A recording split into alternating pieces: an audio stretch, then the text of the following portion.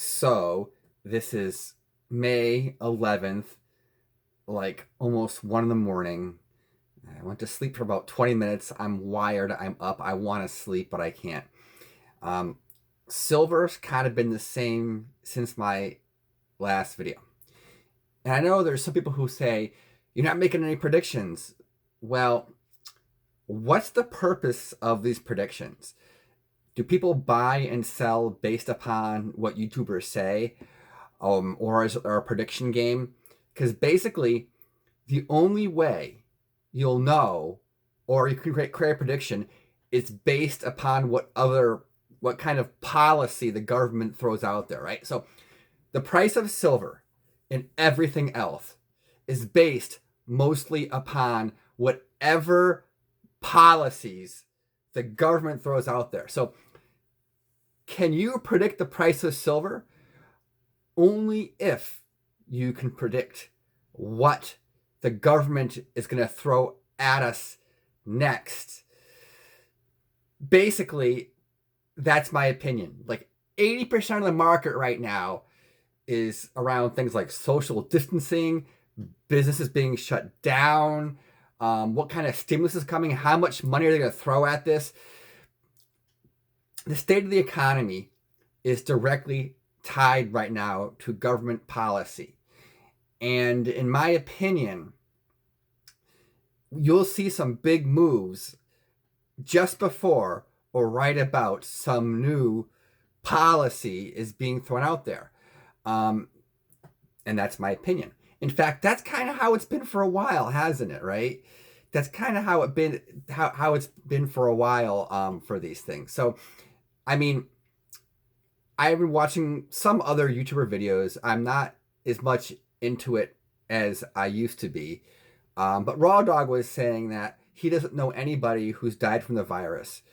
And here are my thoughts on that, right? So you don't want to get the virus, obviously, but I live in Connecticut, one of the harder hit states, and I don't know anybody who's died from it.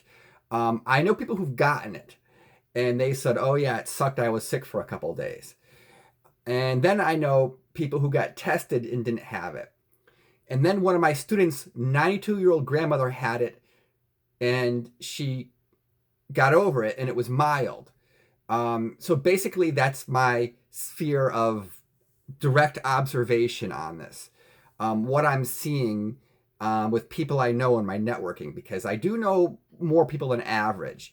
I'm sure with this YouTube channel, there'll be people who have stories that are worse. But for the level of fear that we are being sold, and the drastic measures and the propaganda, what I'm seeing in actuality is not matching with the fear and everything else. I know they're saying, oh yeah, social distancing. Okay, we've been doing that, but they're still throwing the fear at us. And just like social justice warriors, I have a tiny percent of social media friends who are non-stop fanatics. They pick a topic and they're complete fanatics, and they troll the comments. I mean, before it was Trump, when Trump was elected, I had a small percent of Facebook friends who thought it was the end of the world. If you did not put down Trump, they thought you're part of the problem, and they continue to do all these memes. It gets really tiring. Not them directly, but a similar set of people are doing the same thing on Facebook.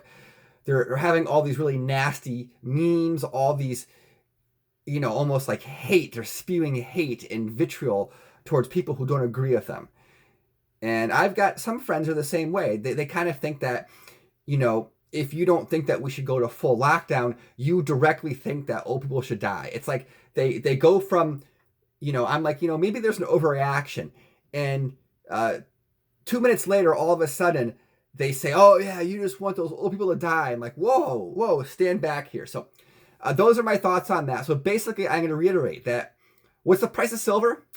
Whatever those politicians decide to do, that's going to happen. Or the central bank, which is like an arm of that branch or so forth. That's another discussion. But yeah, whatever the central banks announce, whatever the government announces, that pretty much tells you where silver's going to go, and no idea what they're going to say. So thanks and be well.